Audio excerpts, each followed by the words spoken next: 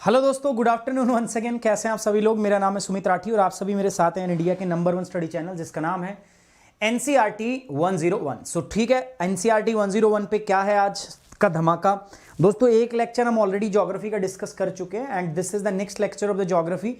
Chapter number 4 of NCERT. यहाँ गलत लिखा हुआ है, थोड़ी सी गलती हो गई है हम लोगों से, मिस्टेक है ये 04 है, ये 4th लेक्चर है। 4th आपका लेक्चर रहेगा यहाँ पर। टॉपिक नंबर 4 है, लेक्चर नंबर 4 है, तो ये आप याद रखना।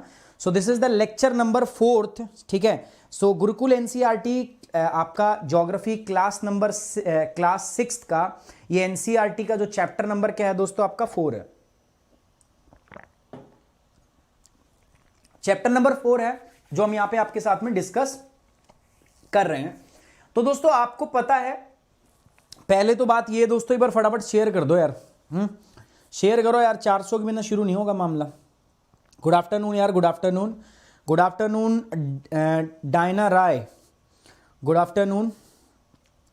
लगता मैं बचपन से हूं लेकिन मैंने घमंड नहीं किया कभी भी ठीक है। प्रज्वल, आइए, Swati, Indu, Urmila, Radhamani Pradhan, Sanju, Vikas Chaudhary, mister Raj, Vandana, Asim, good afternoon यार, good afternoon everyone, good afternoon, good afternoon everyone. चलिए, so let's begin with the class. So दोस्तों ये हमारा चैप्टर नंबर 4 है 6 क्लास की ज्योग्राफी की एनसीईआरटी, और होपफुली मैं इसको बहुत जल्दी हम एनसीईआरटी को 6 क्लास की को हम खत्म कर देंगे। 2 दिन और होंगे, 2 दिन के अंदर हम ऐसे ही 2-2 चैप्टर करेंगे तो खत्म हो जाएगा, है ना। हिस्ट्री भी हम खत्म करेंगे, हिस्ट्री में भी 4 चैप्टर है। तो हिस्ट्री के साथ थोड़ा सा बुरा परिणाम ये होता है, हिस्ट्री का लेक्चर बाद में आता है यार, वहाँ तक आते आते मेरी एनर्जी डाउन हो जाती है कई बार। तो आज भी वही हुआ है, 3 बजे लेक्चर है तो 3 बजे क्लैश करेगा दोनों लेक्चर। चलिए, तो दोस्तों हमारा एक प्रोग्राम है आईएएस गुरुकुल जो मैं आपके लिए लेके आया हूँ, और इस आईएएस गुरुकुल के प्रोग्राम के अंदर मैं आपको पूरी एनसीईआरटी कवर कराऊंगा। कहाँ से कहाँ तक दोस्तों, 6ठी क्लास से लेकर 12th क्लास तक की एनसीईआरटी मैं आपको कंप्लीट जो है वो कवर कराऊंगा। कंप्लीट कवरेज में दूंगा आपको किसकी, एनसीईआरटी की, ठीक है।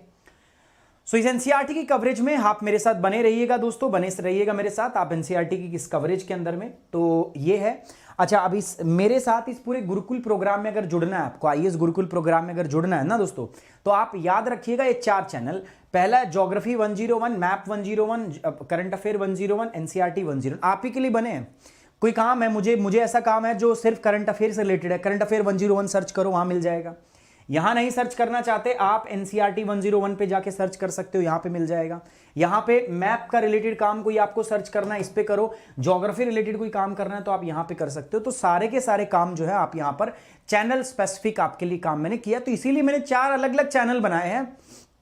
आपको शायद परेशानी हो इससे, आपको शायद अच्छा ना लगे, लेकिन मैं भविष्य में भी ऐसे कुछ और चैनल बनाने वाला हूं, और मुझे उसमें भी आपका इतना ही सपोर्ट चाहिए होगा, क्योंकि मैं आपके लिए काम कर रहा हूं ये, ताकि आपको जो है कोई भी असुविधा ना हो, आपको सुविधा ही सुविधा हो। आप जो भी देखें मतलब आपको मिल जाए फटाफट से, तो आपके लिए बेनिफिशियल हो जाएगी सारी चीज।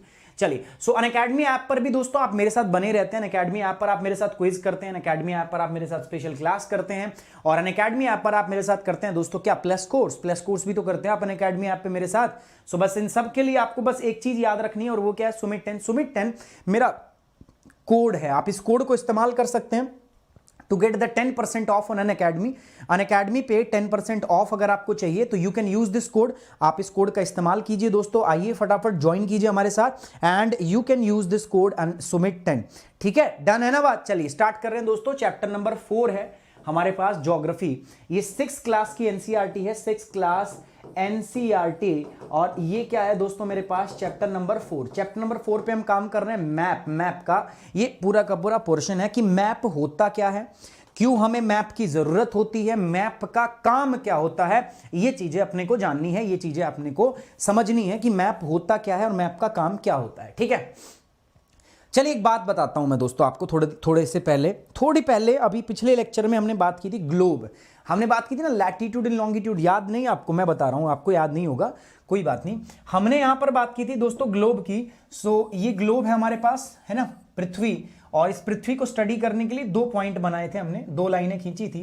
देखो कुछ लाइनें थी जिनको हमने नाम दिया था क्षैतिज रेखाएं, हॉरिजॉन्टल लाइन, इस प्रकार से एक दूसरे के समानांतर थी, इन रेखाओं को हम समांतर भी बोलते हैं। और दूसरी जो लाइन थी दोस्तों मेरे पास वो कैसी थी दोस्तों, दूसरी जो लाइन थी दोस्तों वो हमारे पास में वर्टिकल लाइन थी, लाइक दिस, ठीक है। दूसरी लाइनें जो थी हमारे पास वो कैसी थी, these are nothing but they are the vertical line. इस प्रकार से हमारे पास कुछ वर्टिकल लाइन भी हमारे पास थी। तो इनको हम क्या कहते थे दोस्तों, इसी को हम बोलते थे दोस्तों आपका ग्लोब। ग्लोब ऐसा ही तो दिखता है दोस्तों, ऐसा ही तो दिखता है ग्लोब, है ना। लेकिन यार ग्लोब हर जगह, ठीक है ग्लोब अच्छा होता है, ग्लोब पढ़ने में मदद करता है आपको, लेकिन हर जगह ग्लोब आपकी मदद नहीं कर सकता, नहीं कर सकता ना। गोल होता है पहली बात तो। दूसरा, आपको कोई बहुत छोटा लेवल की चीज देखनी हो, ठीक है, मैं आपको बताऊं, ग्लोब हेल्पफुल है, नो प्रॉब्लम, बट ग्लोब कब हेल्पफुल है, जब आप बड़ी चीज देखते हो, ठीक है। इतने बड़ा आप देख रहे हो तो ग्लोब आपकी हेल्प कर देगा, ठीक है, कोई प्रॉब्लम नहीं है। लेकिन सोच के देखो, जब आपको बहुत छोटी चीज देखनी हो, आपको अपना गांव देखना हो, आपको अपना शहर देखना हो, या आपका अपना देश देखना हो, प्रॉब्लम नहीं होगी कि आप मैप ग्लोब से सब कुछ देख पाते हो, नहीं देख पाते, क्योंकि ग्लोब की लिमिटेशंस है अपने आप में, है ना भाई। वैसे तो पृथ्वी को अगर एग्जैक्ट देखना, आपको एक्चुअल तरीके से देखना है, तो आपको अगर एक्चुअल तरीके से देखना है तो ग्लोब में दिखाई देगा ऐसे, ठीक है। आपको एक्चुअल देखना है तो आपको ग्लोब में दिखेगा, इस प्रकार से ग्लोब ही आपको एक्चुअल जो चीज है वो दिखा पाएगा, कहां पर है कहां पर नहीं है। लेकिन ग्लोब जो है इट हैज सम लिमिटेशन, इसकी भाई साहब कुछ लिमिटेशंस हैं। और लिमिटेशन क्या है दोस्तों, पहली बात तो गोल है। दूसरा, इसमें छोटे देश अगर मैं देखने लग जाऊं, भाई मुझे इंडिया की स्टडी करनी है, तो इंडिया यार वहां पे बहुत छोटा दिखा है, तो फिर मैं इसकी स्टडी कर नहीं पाऊंगा अच्छे से, मैं उसकी स्टडी नहीं कर पाऊंगा। तो इसीलिए मुझे मैप की जरूरत होती है। तो इसी का, ये तो 3D में, इसी का जब मैं 2D वर्जन देखता हूं, आपका देख रहे हो आप, इसी को जब हम फ्लैट करके 2 डायमेंशन में बनाते हैं प्लेन पेपर के ऊपर, तो इसी को बोल देते हैं हम क्या दोस्तों, मैप। क्या बोल देते हैं, मैप।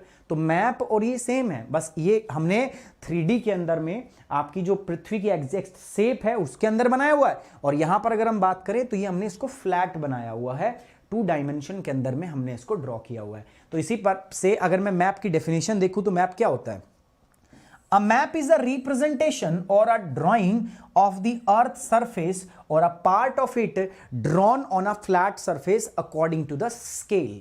ठीक है, देखो इस पे एक स्केल रखा जाता है, आप देख रहे हो, देखो ये मैप लिखा हुआ है इधर, और इस मैप के क्या है दोस्तों, यहां पर देख रहे हो आप, स्केल है ना, दिखाया हुआ है, स्केल है मैप का।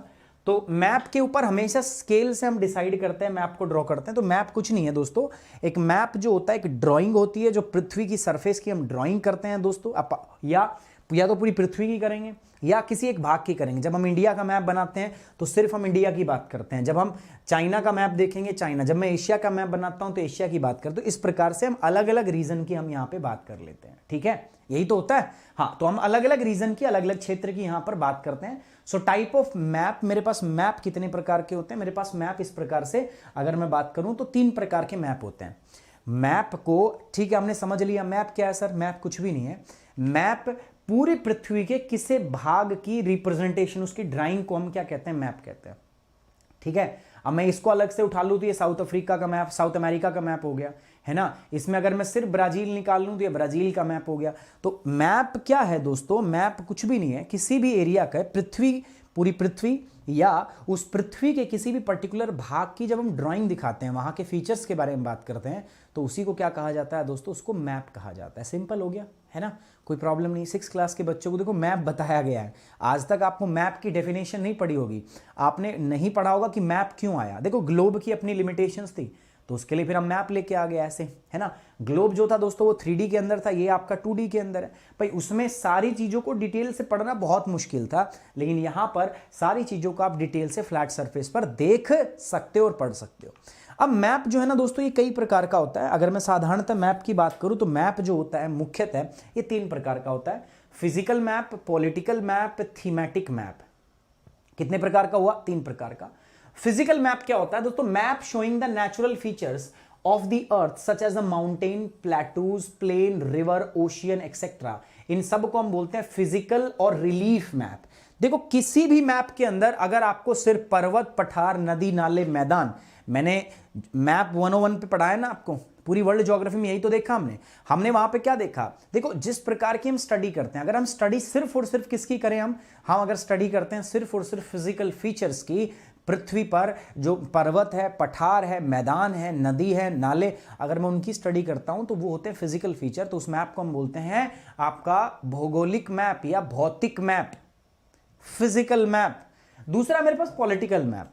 पॉलिटिकल मैप में क्या होता है दोस्तों, जब भी किसी मैप के अंदर में आप उस क्षेत्र के देश, आप उस क्षेत्र में रहने वाले आपकी गांव, विलेज, कस्बे, सिटी, उनकी बाउंड्रीज के बारे में बात करो, ठीक है। एक देश है ये, जैसे साउथ अमेरिका हमने देखा था, साउथ अमेरिका में कौन कौन से देश हैं, तो अगर मैं बताऊं आपको ये जो मैप है ये कैसा मैप है दोस्तों, ये आपका फिजिकल मैप है, सॉरी आपका पॉलिटिकल मैप है, क्योंकि देखो इसमें दुनिया के अलग अलग देशों के बारे में बताया गया है, तो that's why this is a political map. ये कैसा मैप है आपका, political map. It map shows the cities, town and village and different countries and state of the world with their boundaries are, this is called as the political map। इस प्रकार के map को कहा जाता है दोस्तों क्या, इस प्रकार के मैप को बोला जाता है पॉलिटिकल मैप, ठीक है। राजनीतिक मैप इस मैप प्रकार के मैप को कहा जाता है। This kind of the map is known as the political map. Political map जो है इसको कहा जाता है। अब एक और आता है दोस्तों जिसको हम बोलते हैं थीमैटिक मैप। थीमैटिक मैप में क्या होता है दोस्तों, थीमैटिक का मतलब है थीम, कोई भी थीम बेस्ड मैप हो, मतलब कोई मैप मैंने बनाया और मैं सिर्फ उसमें उस देश की रेल के बारे में बता रहा हूं, रेलवे लाइन के बारे में बता रहा हूं। कोई देश मैंने लिया और उसमें मैं उसकी सिर्फ और सिर्फ आपके हाईवे के बारे में बता रहा हूं। कोई मैप मैंने उठाया और उसमें मैं सिर्फ उस देश की नदियों के बारे में बता रहा हूं कि एक थीम के बेस पे मैप बनाऊं। मैं समझ रहे हो, मैं किसी थीम के ऊपर एक पूरा मैप बनाऊं, बस उसी मैप को क्या कहते हैं, थीमैटिक मैप। समझ पा रहे हो आप भाई, जब भी आप किसी थीम के ऊपर किसी मैप को बनाओ तो वो मैप क्या हो जाएगा आपका दोस्तों, thematic map. So some map focus on specific information such as road, rainfall pattern, ठीक है, और डिस्ट्रीब्यूशन ऑफ फॉरेस्ट, कितने जंगल हैं, कितनी इंडस्ट्रीज हैं वहां पर। अगर ऐसा होता है ना तो फिर हम उसको बोल देते हैं थीमैटिक मैप। भाई किसी थीम पर बना हुआ है, and that's why we know that map as a thematic map, इसलिए हम उसको थीमैटिक मैप भी कहते हैं। तो याद रखना दोस्तों, फिजिकल मैप क्या होता है, पॉलिटिकल मैप क्या होता है और थीमैटिक मैप क्या होता है। तीनों चीजें बहुत आसान है, बहुत सरल है, और तीनों चीजों के बारे में आपको देखना है। फिजिकल मैप के अंदर में जब भी आप स्टडी करोगे फिजिकल फीचर्स की, पर्वत, पठार, मैदान, नदी, नाले, बस पॉलिटिकल मैप कहलाएगा, ठीक है, सॉरी फिजिकल मैप कहलाएगा, भौतिक। जब आप स्टडी करोगे दोस्तों किसकी, जब आप स्टडी करोगे शहर, कस्बे, गांव, दुनिया के विभिन्न देशों की, राज्यों और उनकी सीमाओं के साथ जब दिखाने वाले मानचित्रों को आप पढ़ोगे ना, तो उसको राजनीतिक मानचित्र कहते हैं। पॉलिटिकल मैप राजनीतिक मानचित्र, इसको हम क्या कहते हैं, भौतिक मैप भी इसको कहा जाता है। फिजिकल मतलब भौतिक मैप, इसको हम कहते हैं। इसमें पृथ्वी की प्राकृतिक विशेषताएं जैसे पहाड़, पठार, मैदान, नदियां, महासागर आदि को दर्शाया जाता है। तीसरा थीम, मैंने बताया ना, नक्शे में जब हम कुछ इंपॉर्टेंट चीजें रखें, कुछ महत्वपूर्ण जानकारियों तक ही हमारा ध्यान उसमें केंद्रित रहे, तो फिर उसको क्या कहा जाता है। जैसे आपको मान के चलो, आप नक्शे में वर्षा के बाद नक्शे बना रहे हो या सड़क के नक्शे बना रहे हो, सिर्फ एक थीम पे काम कर रहे हो आप दोस्तों, तो जब आप एक थीम पे काम करते हो तो उसको हम बोलते हैं थीमैटिक मैप। क्लियर है, नहीं है? ओके की रिपोर्ट है तो कमेंट बॉक्स में लिख दो मुझे कि सर रिपोर्ट ओके की है। और इसी बीच मैं चाहूंगा कि सभी बच्चे एक बार लाइक जरूर कर दे यार सेशन को। जितने बच्चे देख रहे हैं एटलीस्ट उतने लाइक तो हो जाएं, एक बार लाइक जरूर करो सभी बच्चे यार। अब बताओ कोई दिक्कत है तो मैं बता सकता हूँ, रिपोर्ट यहां से ओके की होनी चाहिए। हमने क्या पढ़ा, हमने पढ़ा देखो वैसे तो ग्लोब भी होता है हमारे पास, बट ग्लोब से वो मजा आ नहीं पाता। बहुत सारी चीजें ऐसी होती है जिसमें हम ग्लोब पे जिसको हम देख नहीं पाते, तो उसी के लिए फिर हम क्या बनाते हैं, उसी के लिए हम मैप बनाते हैं, ऐसे 2D मैप बनाते हैं। तो मैप कुछ नहीं होता, पृथ्वी के किसी भी भाग का 2 डायमेंशन में जो रिप्रेजेंटेशन हम करते हैं, बस उसी को हम बोलते हैं आपका मैप, ठीक है। पृथ्वी की सतह को या पूरी सतह को या सतह के किसी एक हिस्से को जब हम शो करते हैं तो उसी को हम क्या बोलते हैं दोस्तों, उसी को हम बोलते हैं मैप। तो थीमेटिक मैप कितने प्रकार के होते हैं, फिजिकल मैप मतलब आपके पर्वत, पठार, मैदान, नदी, नाले। पॉलिटिकल मैप मतलब जब राज्य, राजधानी, बाउंड्री, उनके शहर वहर ये जब दिखाएंगे तो राजनीतिक मैप। और थीमेटिक मैप कब बोलेंगे दोस्तों, जब किसी एक थीम के बेस के ऊपर हम उस मैप का निर्माण करेंगे। ओके की रिपोर्ट में देख पा रहा हूँ, चलिए रिपोर्ट ओके की है। थोड़ा लेट आयो यार, थोड़ा लेट मत किया करो, समझ रहे हो, लेट मत किया करो यार आप लोग। आप ही लोगों के लिए सारी चीज़ें कर रहा हूँ मैं, आप ही लोगों के लिए क्लास चला रहे हैं। सो रिक्वेस्ट है, उम्मीद भी है आपसे कि आप समय पे आके हमें ज्वाइन करो, है ना। देखो बहुत आसान चीज़ है, बेसिक है। अगर मुझे ज़रूरत ना होती ना, मुझे ना लगता कि अगर ज़रूरत नहीं है तो मैं बच्चों बिल्कुल भी नहीं पढ़ाता, ठीक है। और मुझे लग रहा है कि बच्चों को यार इस चीज़ की ज़रूरत है तो मुझे पढ़ाना मतलब है। अब एक बात मैं आपको और बताता हूँ, देखो ग्लोब एक अलग चीज़ हो गया, मैप एक अलग चीज़ हो गया, और ऐसे मैप बहुत सारे, जब मैं रीजनल मैप, अलग अलग हिस्सों के मैप को मैं इकट्ठा करता जाऊँ, जैसे एक वर्ल्ड मैप हो गया, आपके पास एटलस होती है ना, एटलस क्या है बताओ, क्या है एटलस। एक एटलस के अंदर अगर मैं बात करूं तो मैप से बहुत ज्यादा, कई बार तो एटलस में किताबों से ज्यादा जानकारी हो जाती है, एक किताब से भी ज्यादा जानकारी एक एटलस में होती है। नहीं होती, आप बता दो। आपके एटलस में क्या है? World map, political world map, physical world map, उसके बाद एक एक कॉन्टिनेंट, कनाडा का अलग, इसका अलग से है, इसका अलग से है, इसका अलग से, हर कॉन्टिनेंट का अलग अलग है, महाद्वीप का। उसके बाद में आपका हर महाद्वीप के जो देश है मुख्य मुख्य, उनका अलग से। तो मैं यही बोल रहा हूं, हमारे पास जो मैप होता है ना दोस्तों, उसके अंदर में बहुत विविध जानकारियां होती हैं, और जब ऐसे अलग अलग मैप को हम इकट्ठा कर देते हैं, उसी को हम बोलते हैं एटलस। तो आपके पास एटलस है, सभी के पास एटलस, ठीक है। तो आप सभी बच्चों के पास एटलस भी है, और वो जो एटलस होती है, जो आपके पास में उपस्थित है एटलस, ठीक है, उसके अंदर में कई बार किताबों से भी जानकारी अधिक होती है। तो मैप का बारे में हमने देखा, ग्लोब क्या होता है, मैप देखा, और फिर मैप से मिलके बहुत सारे मैप जब मिलते हैं तो इन्हीं से आप क्या बना लेते हो? एटलस आपका बना लेते हो। मैप 3 प्रकार के होते हैं। अच्छा, अब कुछ कंपोनेंट्स होते हैं मैप। जब भी आप पढ़ते हो ना, तो मैप पढ़ते समय आपको 3 बातों के बारे में ध्यान रखना है। 3 चीजें आपको बहुत इंपॉर्टेंट है, और आपने शायद कभी आपने पढ़ा है मैप, मेरे साथ पढ़ते हो आप, मुझे पता है, बट मैप के ऊपर ये कुछ चीजें हैं, 3-4 चीजें दोस्तों, जो शायद आपने नोटिस कभी नहीं की हो, है ना। मैप आपने पढ़ा है, मुझे इसमें कोई डाउट नहीं है, कोई शक नहीं है, लेकिन कुछ चीजें आपको बताऊंगा, जो चीजें जो हैं वो आपने कभी नोटिस नहीं की। मैप के कुछ कंपोनेंट्स होते हैं। पहला कंपोनेंट होता है डिस्टेंस। यार एक बात बताओ, इतना बड़ा इलाका पूरी पृथ्वी है, उसको एक छोटे से पन्ने में हम माप देते हैं, तो उसमें क्या करना पड़ेगा? हम एग्जैक्ट डिस्टेंस तो दिखा नहीं सकते ना भाई। वैसे अगर मैं पृथ्वी, भारत की लंबाई बताऊं मैं ऊपर से नीचे तक, तो कितनी है? इंडिया जो है, अगर हम लंबाई देखें पूरे भारत की ऊपर से नीचे तक, सो अगर मैं बात करूं, चलो यार मैं बना ही देता हूं, आलस नहीं करना चाहिए मुझे।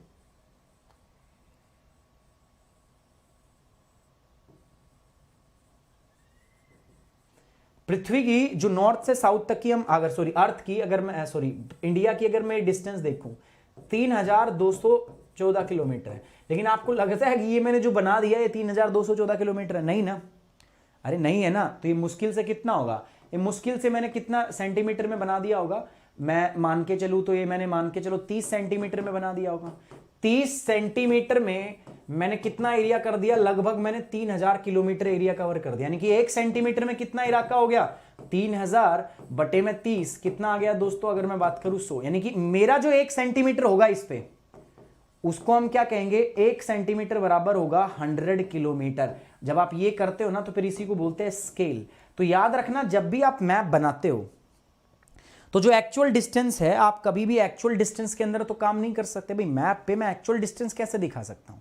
नहीं ना। तो मुझे कुछ कॉम्प्रोमाइज करना पड़ता है, और वो कॉम्प्रोमाइज कैसा होता है कि पूरी पृथ्वी को हम अलग अलग, उस मैप को डिजाइन करते समय हम उसमें स्केल बना लेते हैं। ठीक है, स्केल कैसे बनाते हैं? जैसे ये बना, मैंने पूरी इंडिया बनाया। अब इंडिया ये जो मैंने बनाया 30 सेंटीमीटर में मैंने इंडिया बना दिया, लेकिन वास्तव में इसकी उत्तर से दक्षिण की लंबाई कितनी है? 3214 किलोमीटर है ना।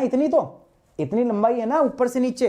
अब सोच के देखो, इतनी लंबाई को मैंने 30 सेंटीमीटर में बना दिया। अब इसका मतलब क्या हुआ? 30 सेंटीमीटर बराबर 3000, 1 सेंटीमीटर बराबर कितना हो गया? 100 किलोमीटर। तो जब भी इसमें लिखा होता है, जब मैप बनाते हैं ना, तो उसमें स्केल में ऐसे लिखा होता है, ऐसे स्केल बने होते हैं, उसमें लिखा होता है 0, ठीक है, फिर उसमें लिखा होता है यहां पर आ गया तो 100 किलोमीटर, यहां पर आ गया तो 1500 किलोमीटर, ऐसे स्केल बना होता है। ठीक है, सो याद रखना ऑलवेज एक कंपोनेंट होता है मैप का डिस्टेंस। जब भी हम मैप बनाते हैं तो हमें डिस्टेंस को बहुत अच्छे से ध्यान में रखना पड़ता है कि कितनी डिस्टेंस को कितना इलाका जो है वो रिप्रेजेंट करेगा। ठीक है, ये बहुत इंपॉर्टेंट है। दूसरा, फिर हमें डायरेक्शन देखनी पड़ती है। जब भी मैप बनाते हैं ना, मैप के अंदर में एक डायरेक्शन वाला पार्ट जरूर होता है। पूरे मैप के अंदर, suppose this is the map, ये मैप है, तो इस मैप के अंदर में एक जगह यहां पर या तो इधर या इधर ऐसे तीर का निशान, एरो का निशान बना होता है। ये जो एरो का हेड होता है ना, ये रिप्रेजेंट करता है नॉर्थ को। अभी मैं दिखाऊंगा। तो डायरेक्शन भी इंपॉर्टेंट होती है। अब नॉर्थ मुझे पता चल गया तो पक्की बात है ये साउथ होगा, ये क्या होगा? ईस्ट होगा, वेस्ट होगा, ये ईस्ट होगा। इनको हम बोलते हैं कार्डिनल डायरेक्शन। तो कार्डिनल्स हमें पता चल जाते हैं तो बाकी हम निकाल ही सकते हैं, अभी बताऊंगा। उसके बाद सिंबल हमें देखो यार, अब मैप जब हम बना रहे हैं छोटा, तो उस पर हम एक्चुअल स्ट्रक्चर नहीं दिखा सकते। आपकी बिल्डिंग का मैं एग्जैक्ट स्ट्रक्चर नहीं बना सकता, पेड़ को मैं एग्जैक्ट नहीं दिखा सकता। तो इसके लिए हमने कुछ सिंबल बना रखे हैं, और ये सिंबल पूरी दुनिया में, all over the country, all over the world क्या है? सेम है। इन सिंबल को बोलते हैं कन्वेंशनल सिंबल। और ये सिंबल भी डिसाइड किए जाते हैं पहले बैठ के, पहले इन पे एग्रीमेंट होता है, सहमति होती है कि चलो भाई ठीक है ये सिंबल हैं हमारे और इन सिंबल को हम इन इन नामों से जानेंगे और इस प्रकार से हम इन सिंबल्स को क्या करेंगे, जानेंगे। तो कभी भी याद रखना जब भी आप मैप पढ़ोगे ना तो एक मैप के 3 कंपोनेंट होते हैं, पहला दूरी, दूसरा दिशा और तीसरे जो है that they are the symbol. ठीक है, दे आर द सिंबल यानी कि निशान। हर चीज को दिखाने के लिए, अगर रोड है तो उसको दिखाने के लिए अलग सिंबल है, अगर आपका रेल लाइन है तो उसको दिखाने के लिए अलग सिंबल है, अगर एयरपोर्ट है, रेलवे स्टेशन है, उसको दिखाने के लिए, तो हर चीज को दिखाने के लिए, अलग अलग चीज को दिखाने के लिए हमारे पास यहाँ पे अलग अलग सिंबल पाए जाते हैं। ठीक है, अब पहली चीज बात करते हैं दोस्तों डिस्टेंस। डिस्टेंस क्या होता है? तो डिस्टेंस आपको मैप तो पता चल गया, मैंने आपको बताया भाई मैप बहुत बड़ा होता है। ठीक है, मैप बहुत बड़ा होता है जैसा मैंने अभी बताया था आपको, है ना। अब इतने बड़े मैप को जब मैं छोटे से उस पर दिखाऊंगा पेपर पे यार तो गलत हो जाती है ना बात। तो उसके लिए हम स्केल डिसाइड करते हैं। तो याद रखना जब हम डिस्टेंस की बात करेंगे तो डिस्टेंस को दिखाने के लिए हम स्केल डिसाइड करते हैं और वो स्केल ऐसे ही डिसाइड, स्केल होता क्या है जैसे मैंने आपको अभी बताया था। सोचो, दोबारा से देखो, एक बार दोबारा से देखो, ये इंडिया है। ठीक है, बहुत आसान चीज मैं आपको बता रहा हूं दोस्तों, ध्यान से देखो। ये सपोज भारत है,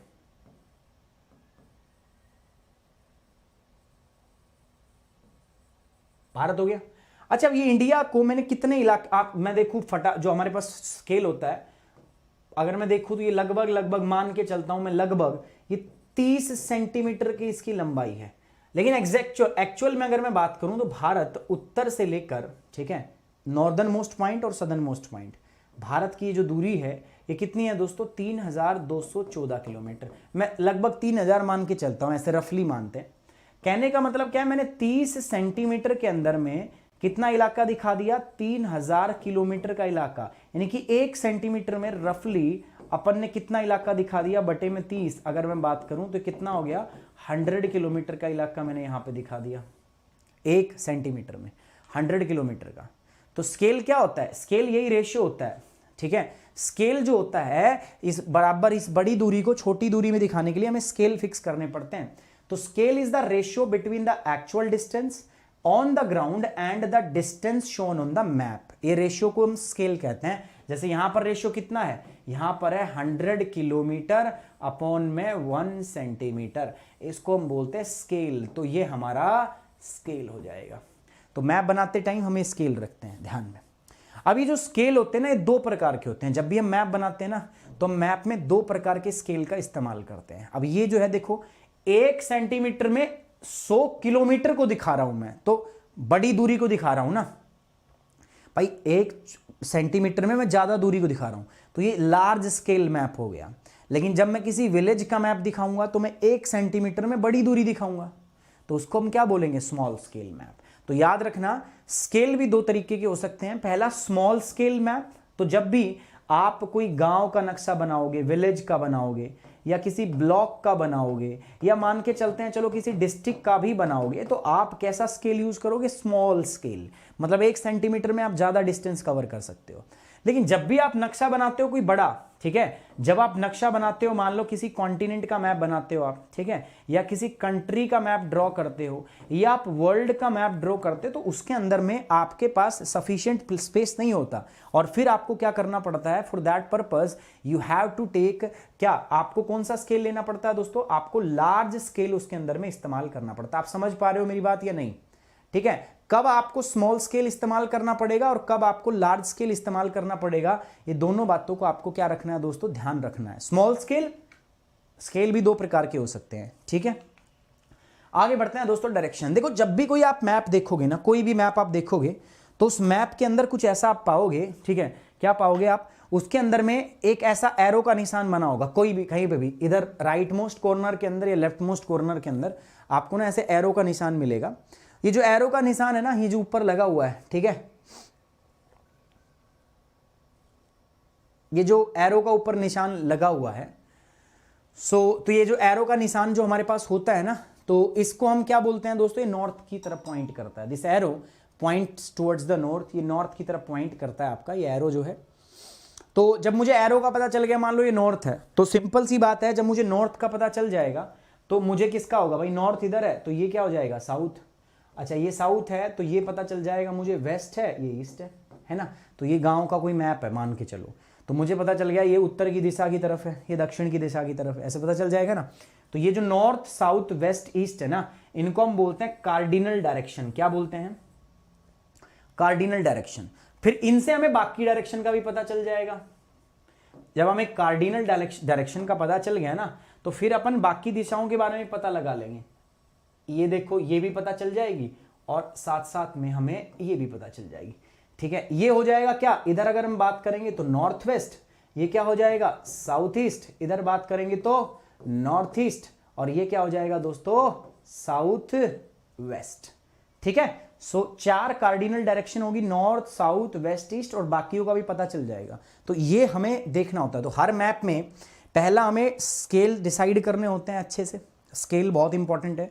दूसरा उस मैप के अंदर में क्या इंपॉर्टेंट है दोस्तों, दूसरा उस मैप के अंदर में डायरेक्शन बहुत इंपॉर्टेंट है। आप याद रखना 2 चीजें बहुत इंपॉर्टेंट है ना। एक उसमें डायरेक्शन जरूर मिलेगी आपको जो नॉर्थ की तरफ पॉइंट करेगी। ठीक है, तो नॉर्थ साउथ वेस्ट ईस्ट, और उसके बाद में बाकी सारी डायरेक्शन आपको वहां पे पता चल जाएगी। इन सारी डायरेक्शन को हम बोलेंगे क्या, कार्डिनल डायरेक्शन। ठीक है, ये तो हो गया वो। बाकी इस डायरेक्शन को पता लगाने का हमारे पास एक तरीका और भी है, मैग्नेटिक कंपास, या आजकल तो मोबाइल में भी आता है ना कंपास, आईफोन वगैरह, आईफोन में तो सब में होता है।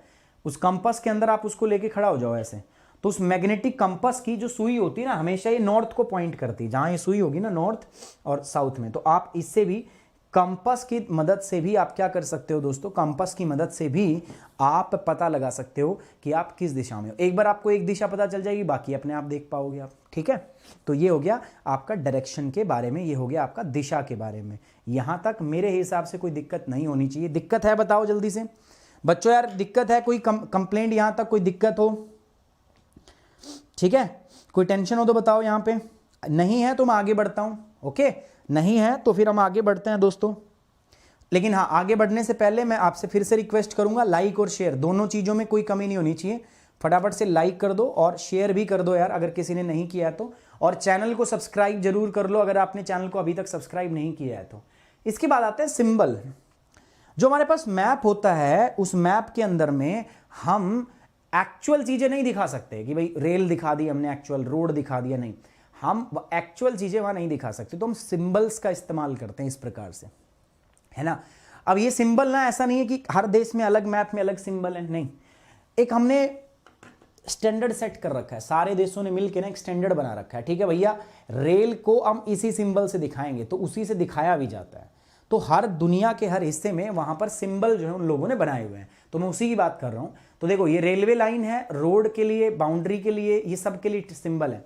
अगर मेरे पास रेल लाइन है, ठीक है, तो रेल लाइन के लिए ये सिंबल है।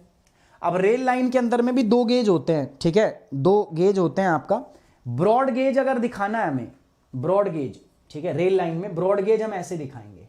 अगर मुझे मीटर गेज दिखाना है, जो 1 मीटर चौड़ा होता है, तो अरे जो पटरी नहीं होती है ऐसे, तो उसमें बीच में अगर 1 मीटर की लंबाई है तो उसको बोलते हैं मीटर गेज। तो मीटर गेज के लिए ये सिंबल है, और ये सिंबल है देखो RS, मतलब रेलवे स्टेशन के लिए। ठीक है, रोड के लिए भी अपने पास अलग अलग है। रोड अगर मेटल्ड है, पक्का रोड है, तो ऐसा निशान होगा, और कच्चा रोड है तो ऐसा निशान होगा। अब ये फिक्स है, सभी इन्हीं का इस्तेमाल करते हैं सिंबल का। बाउंड्री अगर इंटरनेशनल है तो ऐसी, भारत पाकिस्तान के बीच में सीमा को ऐसे दिखाएंगे, और राज्यों के बीच में हरियाणा, श्री हरियाणा और पंजाब के बीच में ऐसे दिखाएंगे। उसके बाद अगर मैं डिस्ट्रिक्ट की बात करूं, जिलों के बीच में बाउंड्री को ऐसे दिखाएंगे। ठीक है, ये डार्क डॉट होगा, ये लाइट होगा, और ये क्या होगा दोस्तों, ये सिर्फ और सिर्फ कैसे होंगे, डैश होंगे। रिवर को अगर मुझे दिखाना है तो रिवर के लिए देखो ऐसा होगा। उसके बाद वेल यानी कि कुएं को दिखाना है तो ऐसा, टैंक कोई दिखाना है पानी का तो ऐसा, कैनाल अगर दिखानी तो ये, और ब्रिज दिखाना है तो ये सिंबल फिक्स है। टेम्पल, चर्च, मॉस्क, ठीक है, इनके लिए भी है। ये टेम्पल, ये होगा चर्च, ये क्या होगा आपका मॉस्क। तो इस प्रकार से अलग अलग है आपका। ठीक है, छतरी ये हो गया।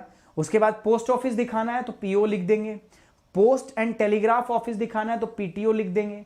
पुलिस स्टेशन के लिए PS लिखा होगा। सेटलमेंट ऑफ ग्रेवयार्ड, सेटलमेंट अगर ह्यूमन सेटलमेंट दिखानी है तो यहां पर ऐसे कि लोग रहते हैं और कोई नहीं रहता, मृत लोग रहते हैं, ग्रेव है वहां पर, कब्र है, तो ऐसे दिखाते हैं। ट्री के लिए देखो, पेड़ों के लिए ये सिंबल है, घास के लिए ये सिंबल है। तो इस प्रकार से ना पहले से सिंबल फिक्स किए जाते हैं, क्योंकि हर जगह पे अगर सिंबल अलग होंगे तो दिक्कत हो जाएगी। और इन सिंबल को हम सारे को बोलते हैं कन्वेक्शनल सिंबल। ठीक है, कन्वेंशनल सिंबल इनको बोला जाता है, they are known as the conventional symbol. अच्छा, यहाँ पे कलर भी यूज किए जाते हैं ग्रीन, आप देख लो यहाँ पे।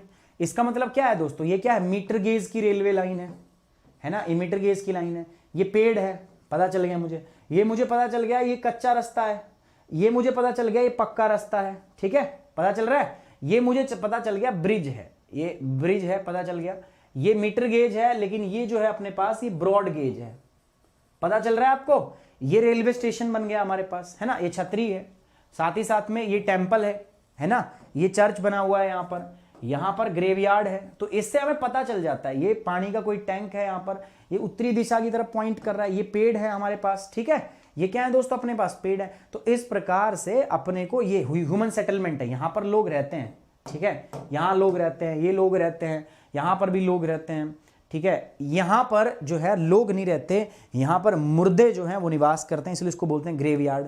तो इस प्रकार से तो मैप जो है इस प्रकार से बनाया जाता है। अब मैप के आगे चलते हैं दोस्तों, एक और चीज होती है जिसको हम बोलते हैं स्केच, है ना। आपको किसी को कोई समझाना हो, आप घर बना रहे हो, ठीक है, अब घर बना रहे हो, आपको रफ आइडिया लेना है किसी से। स्केच में क्या होता है ना, इतना हम ध्यान नहीं रखते इन सब चीज़ों का, तो हम रफली किसी चीज़ को कुछ समझा रहे हैं तो आप जो बना देते हो ना ऐसे ही, उसको हम बोलते हैं स्केच, ठीक है। कोई चीज़ हम ऐसे ही रफली बनाते हैं तो उसको हम क्या बोलते हैं, स्केच बोलते हैं उसको, ठीक है, that is known as the sketch. Sketch भी हो गया।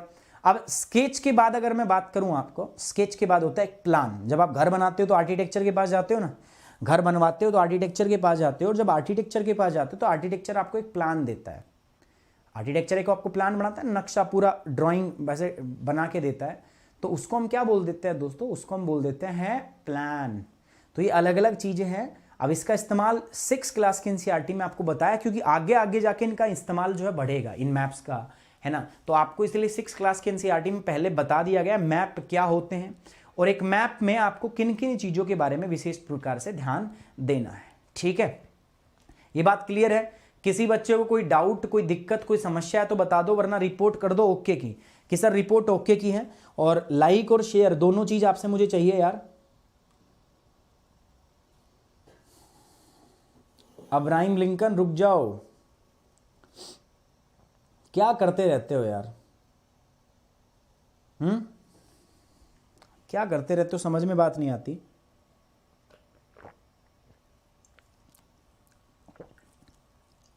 सारे दिन इतनी चैट कैसे करते हो आप।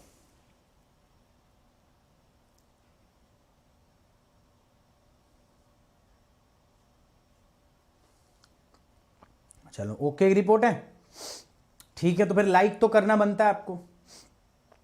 अच्छा दोस्तों, एक बार फिर से आपसे क्षमा चाहता हूँ यार, हिस्ट्री का लेक्चर हमें आज फिर से रीशेड्यूल करना पड़ा है, क्योंकि अभी 3 बज गए हैं यार, तो 3 बजे था वो, तो उसको शाम में कर लेंगे हम 10 बजे। माफ़ी चाहता हूँ यार, बहुत जल्दी ना ये फिक्स कर दूंगा मैं, बिल्कुल समय के ऊपर सब चीज़ें होंगी, बट आज थोड़ा सा मैनेज कर लो, ठीक है। क्योंकि यार ऑलरेडी मेरे पास 3 लेक्चर अभी मैं सुबह से कर चुका हूँ, 3 लेक्चर हो चुके हैं सुबह से, उनको काम करना, उनको बनाना, और मैं आज कहीं चला गया, छोटा सा काम आ जाता है यार, तो मैं वहाँ चला गया था। तो शाम को हम करेंगे 10 बजे लेक्चर हम करेंगे वो, ठीक है, एनसीईआरटी वाला। तो उसके लिए थोड़ा सा मैनेज करना यार प्लीज़, ये छोटी सी रिक्वेस्ट है आप लोगों से, है ना। और एक बात सुन लो दोस्तों, हमारे आपके अलग अलग प्लेटफॉर्म और भी हैं जहाँ पे आप जुड़ सकते हो अनअकैडमी लर्निंग ऐप पर। तो इसके लिए आप यूपीएससी, सीएससी, जीएस और ऑप्शनल, देखो यार पहले एक ही सब्सक्रिप्शन था, तो जब आप गोल में जाते तो एक ही चीज़ आपको चूज करनी पड़ती थी, या तो जीएस या ऑप्शनल। अब आपको अलग अलग चूज करना पड़ता है, हाँ 2 अलग अलग सब्सक्रिप्शन लेने पड़ते हैं। तो पहले आप जीएस लो ना, आप जीएस पढ़ो। बच्चे कंफ्यूज है सर कौन सा ले, अरे पहले जीएस पढ़ो भैया, जीएस पढ़ो। जीएस का कोर्स ये है, देखो जीएस 6 महीने के लिए लेना है 40,500, 1 साल के लिए लेना है 49,500, 2 साल के लिए 72,000, 3 साल के लिए 90,000। आप इसमें मेरा कोड यूज करो। कोड 2 कारणों से इस्तेमाल करो। पहला कोड इसलिए इस्तेमाल करो दोस्तों ताकि आपको डिस्काउंट मिले। दूसरा, इस कोड का महत्व क्या है दोस्तों, इस कोड को अगर आप यूज करते हो तो आपका डेटा मेरे पास आएगा, फिर आपकी जो तैयारी है ना उसका जिम्मेदारी मेरी होती है। तो आपकी पूरी तैयारी जो है आप मेरे साथ करोगे, पूरी तैयारी में मैं आपके साथ रहूंगा, उस पूरी तैयारी का मैं खुद हिस्सा बन के आपको पूरी तैयारी जो है मैं कराऊंगा। तो ये बात होगी एक अलग दूसरी बात, ठीक है। सो पहले जीएस कर लो, उसके बाद आपको लगे आप जीएस मेरा हो गया, जीएस का सब्सक्रिप्शन मैंने लिया, जीएस मेरा हो गया, now I want to go for the optional, मैं अब ऑप्शनल के लिए जाना चाहता हूं। तो ऑप्शनल के लिए भी है अपने पास यार 24,750, 1 साल, 2 साल, या आप 6 महीने का ही ले लो ना, छोड़ो आप 6 महीने का लो 20,250 में 6 महीने का लो, अगर आपको लगता है, क्योंकि ऑप्शनल 6 महीने में आप कर सकते हो, तो फिर ऑप्शनल का परचेज कर लो। तो अलग अलग से है, तो इसमें कंफ्यूज होने वाली बात नहीं है। इसके प्राइजेस ये हैं दोस्तों, बट इसमें भी आप क्या कर सकते हो, इसमें भी आप बस मेरा कोड यूज कर लो, और मेरा कोड क्या है, सुमित10 कोड लगाओ। सुमित10 कोड लगाओगे आप सारे ऑप्शनल एक्सेस कर सकते हैं। ऐसा कुछ नहीं कि सुमित10 में सिर्फ आपको ज्योग्राफी मिलेगा, सोशियोलॉजी मिलेगा, ऐसा कुछ नहीं। आप सारे ऑप्शनल जो हैं वो आप जाके वहां पे पढ़ सकते हो। तो अगर जो भी बच्चा चाहता है यार मेरी गाइडेंस में रहना, मेरे साथ जुड़ के अगर पढ़ना चाहता है मैं आपके साथ रहूं, तो आप मेरे को याद रखिए दोस्तों, आप कोड क्या यूज करेंगे, सुमित10 को आपको यूज करना है, ठीक है। Now on this note we are ending this session. Thank you very much, take care, bye bye, जय हिंद, लव यू गाइज। मिलते हैं आपके इवनिंग के अंदर एक नए सेशन के साथ।